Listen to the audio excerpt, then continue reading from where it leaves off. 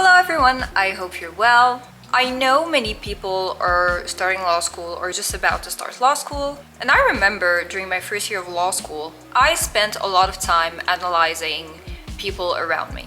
I remember seeing very clearly some character traits in my peers that I thought were necessary to be a good lawyer, mainly because they were traits or skills that were glorified by pop culture, like ruthlessness, being hard-headed, loving conflict, being very argumentative about, just about anything.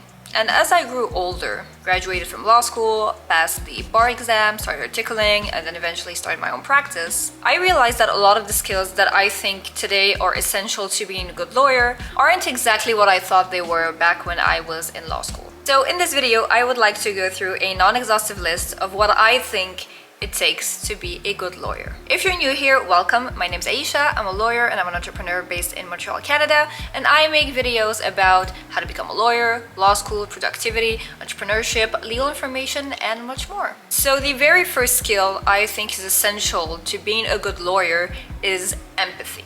When you become a lawyer, you will meet people in all types of situations. Whether that be more sensitive situations like a client being divorced, or happier but yet still stressful situations like a client selling their business. I think it's quite crucial to know that regardless of who you are dealing with and regardless of the type of law that you practice, people are people. And people really appreciate usually being surrounded by individuals who can empathize with what they're going through. I think you also have to keep in mind that your clients not feeling the same way you do is something that is going to happen very often as a lawyer. So if you want to be a good lawyer, I personally believe that empathy is absolutely crucial. If you want to become a lawyer and you have a hard time feeling empathy, you need to work on that ASAP. I would also argue that empathy helps you do a better job as a lawyer. I find that oftentimes trying to put yourself in your client's shoes is a very interesting way to find efficient and out-of-the-box solutions for your client. And a lot of times you will come up with things that you would not have thought about had it not been for that exercise. The second thing that I personally think is crucial to being a good lawyer is the ability to explain the law. Explaining the law is something as a lawyer that you will have to do all the time. Regardless of what kind of work you do, regardless of where you practice, you will have to do this on a regular basis. People will come to you with questions. They will come to you with legal myths that they have heard of. They will come up with things that their brother-in-law has told them who isn't a lawyer. So you will often find yourself in situations where you have to explain the law to your client in a way that can actually be understood by your client. I would also argue that if you'd like to explore various career opportunities, being able to explain the law in a simple way is something that is very useful. It's going to be important if you want to start your own practice and you want to create content to attract potential clients. It's going to be important if you want to give conferences, if you want to give formal training, for instance, for CLE credits. If you'd like to teach maybe one class a semester on top of your regular job, that skill is also going to come in extremely handy. So being able to explain the law in a way that is one, suited for your audience, and two, digestible for your audience is a skill that I personally find myself using all the time. The third skill I would say is extremely important to have in order to be a good lawyer is the ability to listen.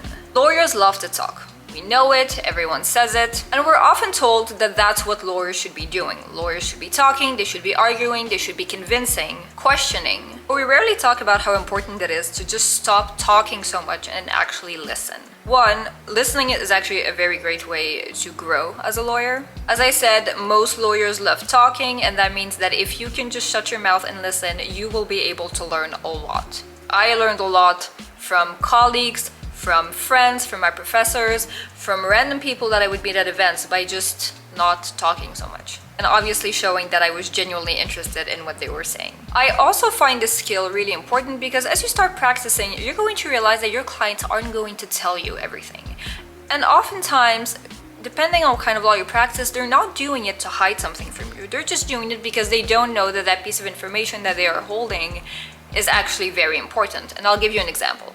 I had a client ask me to review a contract in the music industry. It was a contract with a record label. And I had asked her tons of questions at the beginning, which is what I usually do whenever I see a music contract. I had asked her questions about, how did you meet?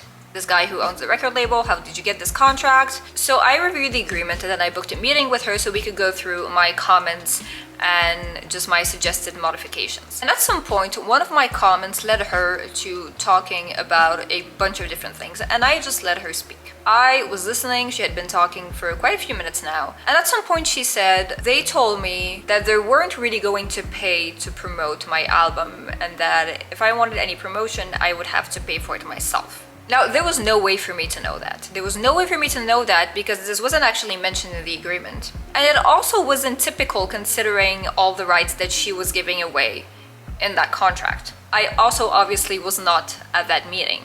And she hadn't realized that that was a big deal. I'm really thankful that she told me, but she hadn't realized that it was really important. And I would not have known about this if I had decided to make her stop her rant and just go through the rest of my comments. So learn to listen.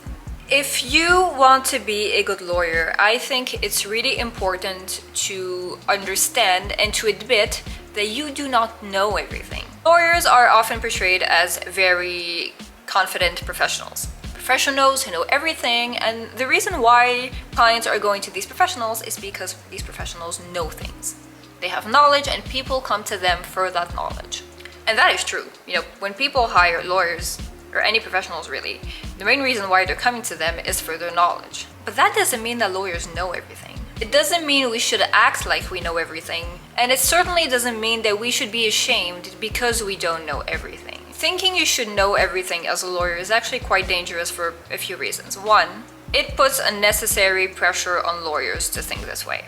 Two, it can put you in situations where you have to lie to your client because you don't want to admit that you don't know something, which obviously is not something that you want to do. And three, the ego part that comes with not being able to admit that you don't know everything can actually stop you from taking the necessary steps in order to learn more about a topic that you're not necessarily familiar with. As lawyers and future lawyers, I think we have to keep in mind, and this is something that I've said before, we have to keep in mind that we are human. And so are clients. I have discussed this with many lawyers before, and I've discussed this with clients, and clients would rather you tell them, I don't know, but let me check, than for you to lie to them just because you can't admit that you don't know everything. And last, but certainly not least, being discreet. If you are a future law student or a future lawyer and you love gossiping, you need to start thinking about whether or not you're going to be able to keep that gossiping out of your work life. Obviously, lawyers have a professional duty to keep certain information confidential, but even when it comes to information that isn't protected by anything, but that you've heard from someone else, being discreet in this industry goes a very long way. And I would say that this is particularly important if you want to work in entertainment law. I personally know that for a lot of my clients in that industry, it is really important to be surrounded by people who can be discreet and whom they could trust. And you might think it doesn't matter how discreet you are as long as you're respecting your ethical and professional duties. But I would urge you to think about encounters with potential clients, potential partners, people you don't work with yet, but who you might work with in the future or whom you might want to work with in the future. If you're gossiping about X person who's not your client, but who knows a potential client of yours, even if ethically speaking you're not doing anything wrong, I could understand why that potential client would think, I'm not sure I want to hire this person because if she's gossiping about this person that I know, how am I going to know that this lawyer will not be gossiping about me if I hire her? Trust goes a very, very long way in this field, and especially if you work with people who have very public lives. And if you know how to be discreet, I can guarantee you that people will notice that. So that was it. I hope you guys enjoyed this video. If you liked it, please do not forget to give it a thumbs up, subscribe. If there's anything you guys would like me to cover, please do not hesitate to let me know in the comments below. I also frequently do Q&As on my Instagram, so I will link to it in the description below. And I hope you guys have a wonderful day. Bye!